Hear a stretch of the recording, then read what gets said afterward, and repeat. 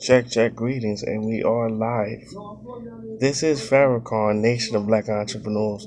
We are live from the production studio here at Brooklyn Free Speech. Thank you very much. But you know what? I could run to the production room and do the same skit, get the haircut certain time. But you know what? Martin Luther King's Day is Monday, unofficially. So this is dedicated to MLK. He pretty much requested people from to sign up to black banks. Did you sign up? Exactly. So the clock is ticking. This is my rock away. I got the show on as well. Clock is ticking, but nevertheless, we are here. I'm not gonna show too much, but thank you very much. This will be on Brooklyn Free Speech and Eminem as well. But nevertheless, this is your host, Farakhan, Nation of Black Entrepreneurs. I'm going to share some information about Dr. Martin Luther King. I may throw some skits from Selma. And some things that led up to the movement. I'm not going to make it too corny like we always watching on TV all the time. But I'm going to do a little bit of this and a little bit of that. Something I would watch realistically. So this is Brother Farakhan. Sign up. Circulate your dollars within the black community, and to all of the entrepreneurs that have been supporting me, thank you very much. Peace and blessings. One. Shalom, shalom. Good evening. I'm Mark Anthony Butcher, and I want to thank you for tuning in to Nobe, Nation of Black Entrepreneurs, with Farakhan Norris.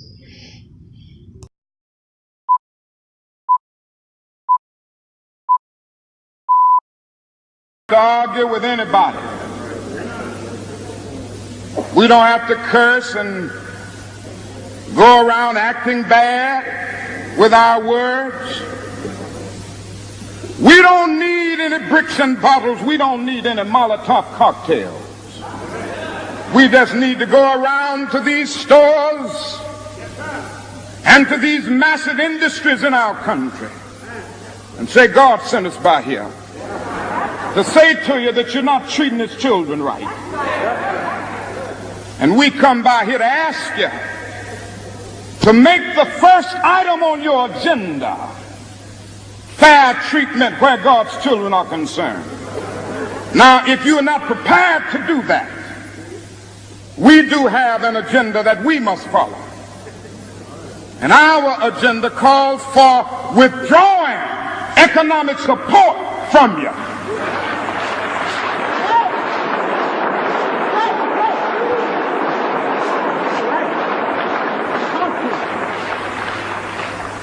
So as a result of this, we're asking you tonight to go out and tell your neighbors not to buy Coca-Cola in Memphis.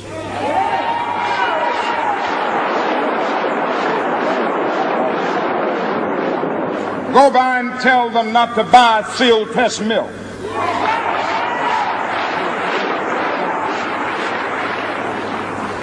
Tell them not to buy what is the other bread, Wonder Bread. And what is the other bread come to Jesse? Tell them not to buy Hart's bread.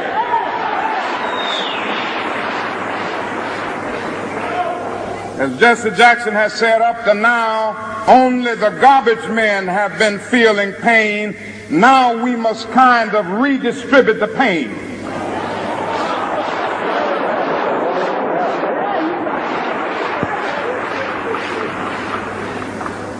We are choosing these companies because they have been fair in their hiring policies, and we are choosing them because they can begin the process of saying they are going to support the needs and the rights of these men who are on strike. And then they can move on downtown and tell Mayor Loeb to do what is right.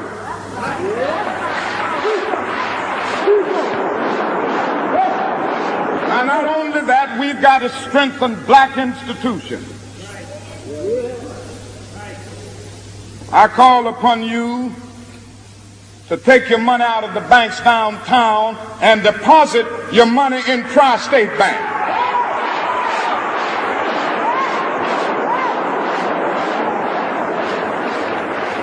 We want a bank-in movement in Memphis. Go by the Savings and Loan Association. I'm not asking you something that we don't do ourselves in SCLC. Judge Hooks and others will tell you that we have an account here in the Savings and Loan Association from the Southern Christian Leadership Conference. We are telling you to follow what we are doing. Put your money there. You have 6 or 7 black insurance companies here in the city of Memphis. Take out your insurance there. We want to have an insurance in.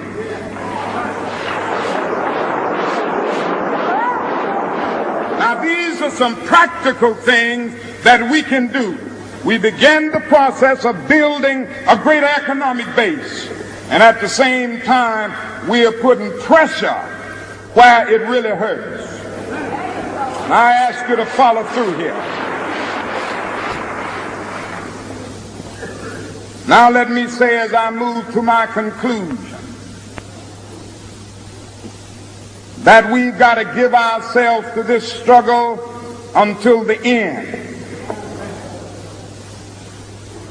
Nothing would be more tragic than to stop at this point in Memphis. We got to see it through.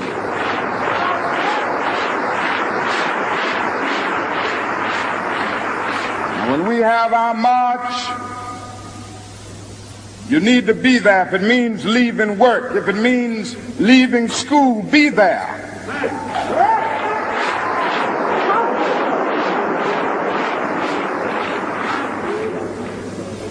Be concerned about your brother. You may not be on strike, but either we go up together or we go down together.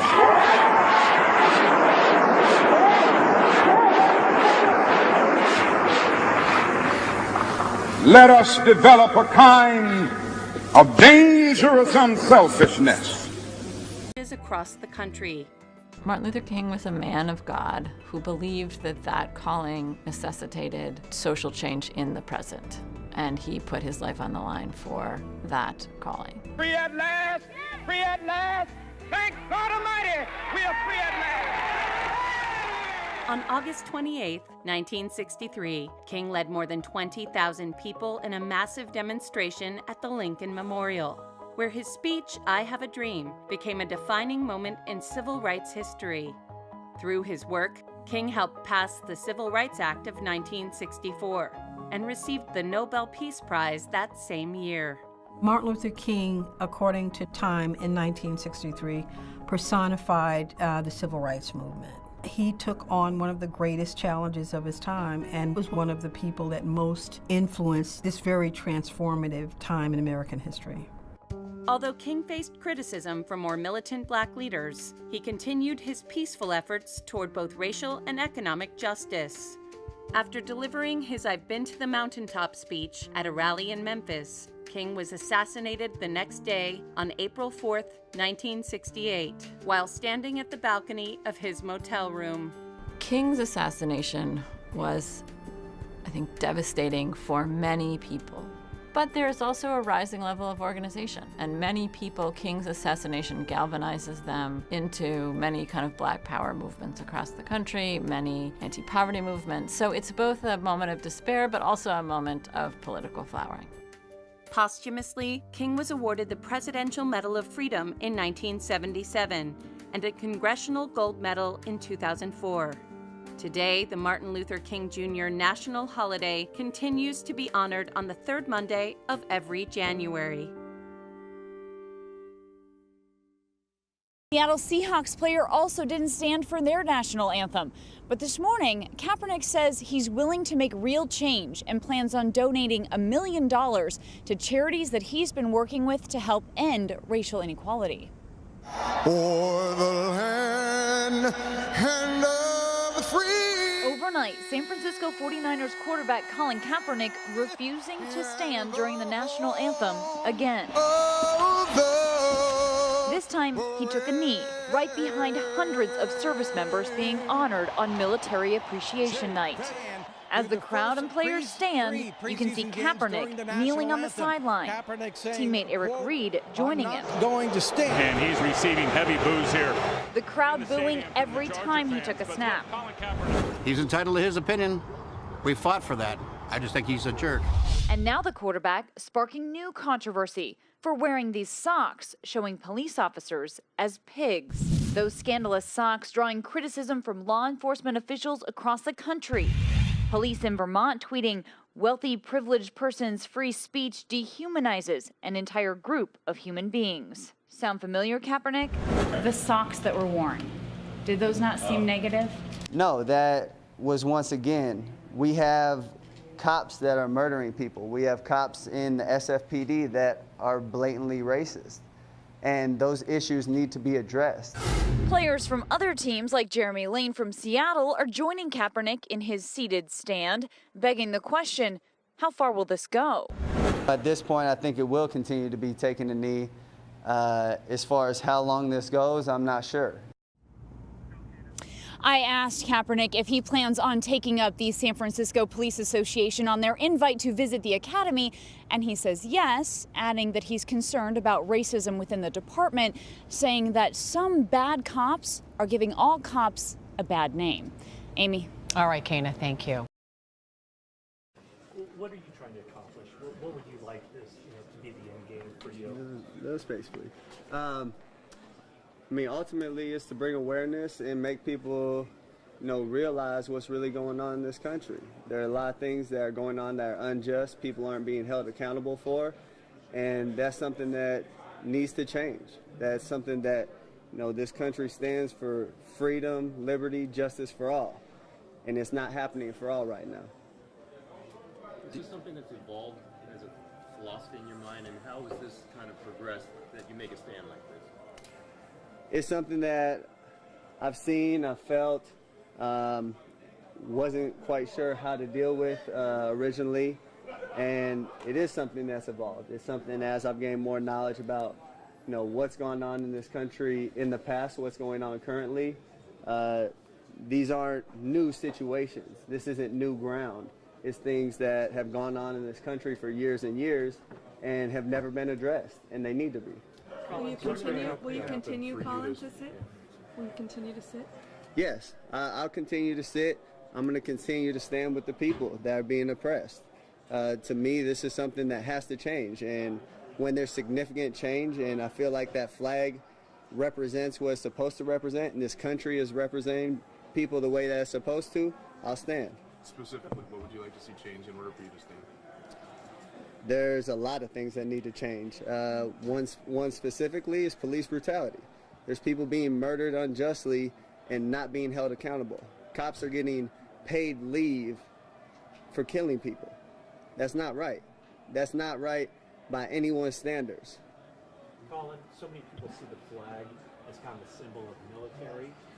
How do you view it, and what do you say to those people? I have great respect for men and women that have fought for this country. I have family, I have friends that have gone and fought for this country. And they fight for freedom. They fight for the people. They fight for liberty and justice for everyone. And that's not happening.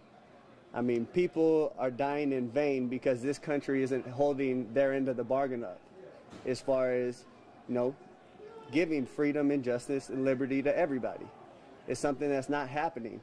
And I've seen videos, I've seen circumstances where men and women that have been in the military have come back and been treated unjustly by the country they fought for and have been murdered by the country they fought for on our land.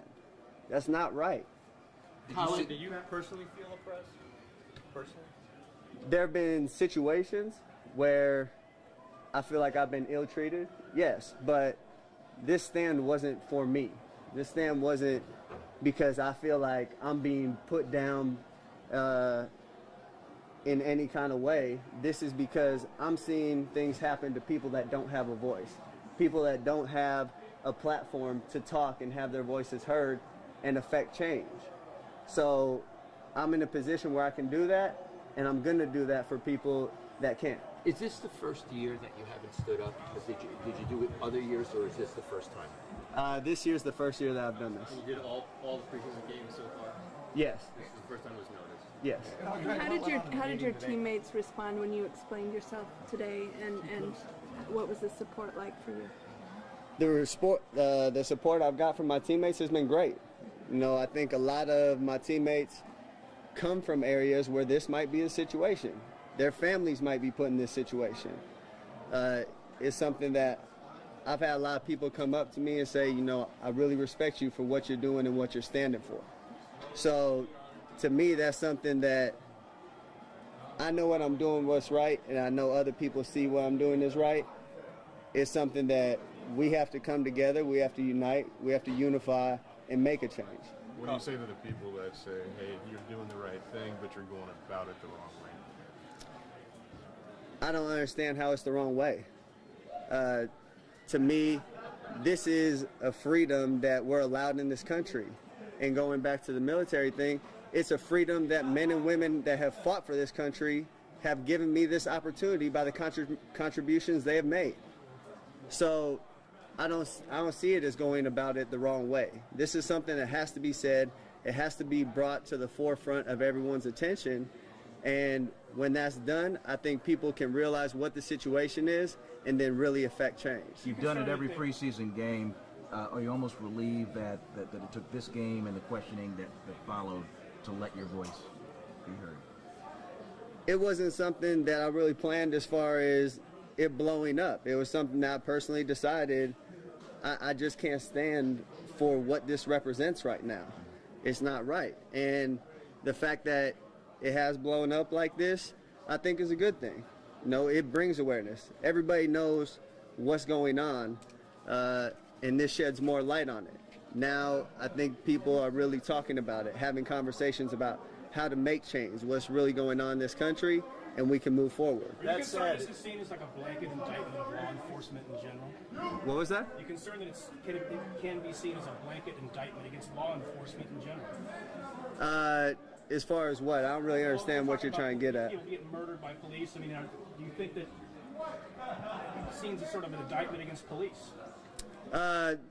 There is police brutality. Yeah. People of color have been targeted by police. So that's a large part of it.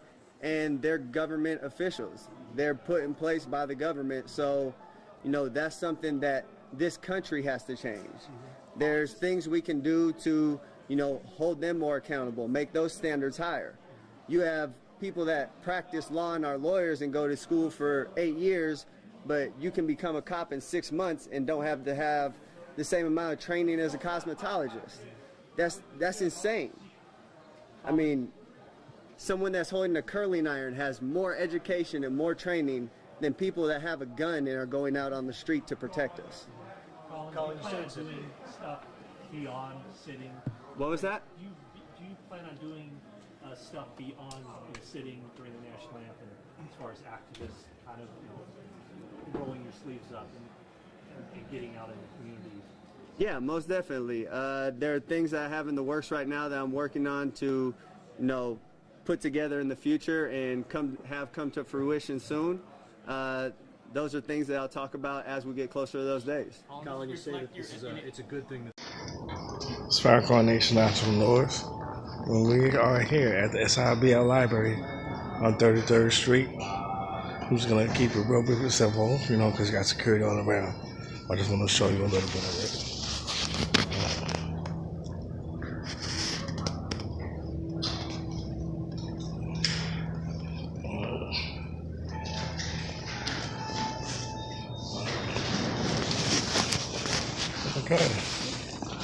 Okay, so I'm gonna make it real brief and simple. They have a huge selection of information. Just ask the librarian as far as what you're looking for, your type of business. They have private classes here. I mean,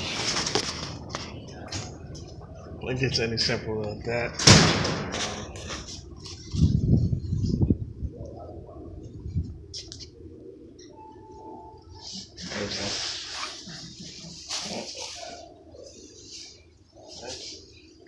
Now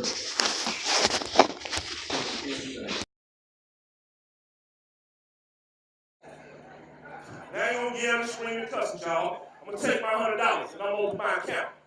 I'm gonna run to a few more banks across the country in between doing shows, and I'm gonna do this. But I'm here to tell you, one last time, you got a rapper on stage that used his voice, that clicked, and something happened. You got another rapper sitting in the audience that's gonna use his money, his voice, and click, something's gonna happen. And then you're gonna get an athlete, and then you're gonna get a businessman, and you're gonna get a businessman. Black people, don't let us down. Our counties don't want us doing this. Listen to what I'm telling you. Black people, don't let us down. The little knucklehead boys you always criticizing, don't you let us down. The Maybach money that we ain't gonna buy no car with, the gold chain that we ain't gonna buy, we put this money, don't you let us down. You gotta find a way to get your butt a bank account at a black bank so you can be the example for us, because we only gonna do what you tell us to. If black people make it uncool to shop anywhere not black, we not gonna shop nowhere that's not black. Black people, I love you. I love you so much, but I'm not gonna stand around and watch you destroy yourself.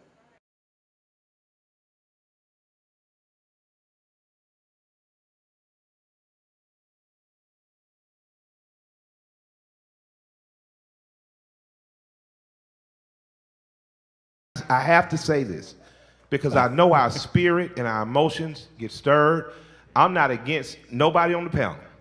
I'm with everybody on the panel. I'm not diametrically opposed to anybody on the panel. I agree with everything my brother said about revolutionaryism. So let me ask you guys a few questions. We're in the South. We're in the heart of the South right now. Who fishes? Who knows how to fish? Hands down. Who knows how to hunt? Less hands. Hands down. Who shoots on a regular basis, meaning once or twice weekly? Hands down. Now you see how many hands? Who farms or grows their own food right now? Hands down. You ain't ready to oppose nothing. You are as a part of this system as any white person gentrifying in this city. And you can't tell me I don't know what I'm talking about, because I've lived in this neighborhood long enough to know when 2 out of every 5 yards had a garden in the back. I'm old enough to know when the Muslim community was the strongest security force and their own food force in this community. Black people, I love you, and I love you enough to tell you, you ain't ready to revolt shit.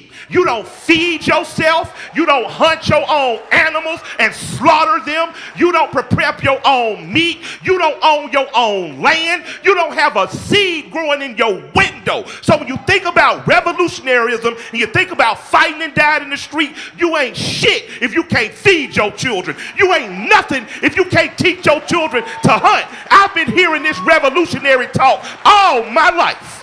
All my life, I've been seeing leaders get before me and tell me how much of a strong warrior. And just like the United States Army, just like the military, I've seen their words send black boys off to die in the street fighting and arguing with police. You have no win. He was innocent and he got 19 years. His mama couldn't afford the right lawyer. His dad didn't know a senator. You have no wins. How many of you practice a martial art today? Who practices a martial art today? How many boys are practicing a martial art in your community today? Today. That's what I'm saying. We not ready to fight. You say fight back, fight the police. The police are trained to shoot. They're trained in martial combat. We're not. What are we going to do? Now, I'm not saying give up. I'm not saying you can't train yourself. But what I'm saying is, if you're not training every week, if you're not shooting every week, if you're not knowing how to grow your own food, arguing with me and arguing with the police ain't going to do nothing. Because if we all leave right now, all leave right now and we got a speeding ticket, we ain't all going to agree not to pay it. You understand what I'm saying? I agree we still slaves. I'm telling you right now today, Malcolm said by any means necessary. By any means necessary. And we're talking about children. We're talking about young men. These boys aren't even intelligent enough yet not to know what girl not to like. They're not even intelligent enough yet not to know how to, I always should have a condom. They're not even intelligent enough yet to know not to argue with their teachers. Don't send these babies off to die because you didn't die when you was 21. Don't you send these babies off to die because you feel like you missed the 60s and the 70s. I want to see more black attorneys, more black law enforcement. I want to see more black people pooling their money to run their own candidates. I want to see more black police officers that are from the neighborhood, because I'm telling you, they tried to leave one time and they formed Liberia. Look at Liberia now. Look at what Haiti did. They revolted. Every European country punishes Haiti for revolting. So if you're not going to revolt tomorrow, if you're not going to do like Elijah said and take all the southern states, if you're not going to gentrify Alabama, stop trying to grow warriors to fight a fight you too scared to fight. You pay your speed tickets. You ain't not paying your tickets. You ain't telling kids how to bust out every car window. And then when they riot, you never there with them. When they riot, where's the church? Where are the teachers? Where are the institutions? So I'm just saying, you do what you want to. But as for me and my house, I'm going to raise a warrior that knows how to use his hands, knows how to use his mind, and love the people with his heart.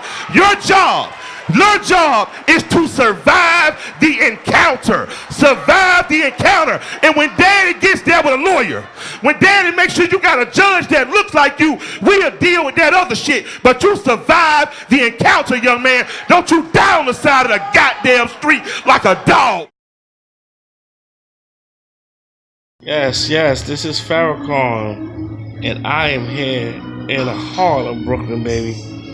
Got that Al Green music on. And a friend of mine, shout out to Velvet Toy, what's good, baby? You know, shout out to Eminem, Manhattan Network, but definitely taking it to Brooklyn. Brooklyn Free Speech. And right now, you know, I got my bus out there. Clock is ticking. I'm at the legendary Sugar Hill Restaurant on DeKalb. You know, Best Style USA. Place to myself right now. Beautiful video. I'm about to show you right now. But they definitely have a wonderful selection. You know, whether you want to have a breakfast and brunch, or you know, it's daily food is concentrated of soul food. Traditionally, if you don't know what that is, that's a combination of your chickens, your pork chops, collard greens, desserts, banana pudding, coconut cake, side dishes, you know, mac and cheese. I said mac and cheese, right? Collard greens, peas and rice, corn, candied yams, potato salad. The list goes on and on and on. But anyway, definitely here. Definitely support black businesses, baby. That's what we're here. That's why Farakhan is here. But nevertheless, I'm not going to take too long. I'm about to get my eat on. It's lunchtime. 1 meal a day. I'm trying to cut down. But put your money where your mouth is, baby. Black band, black people out there.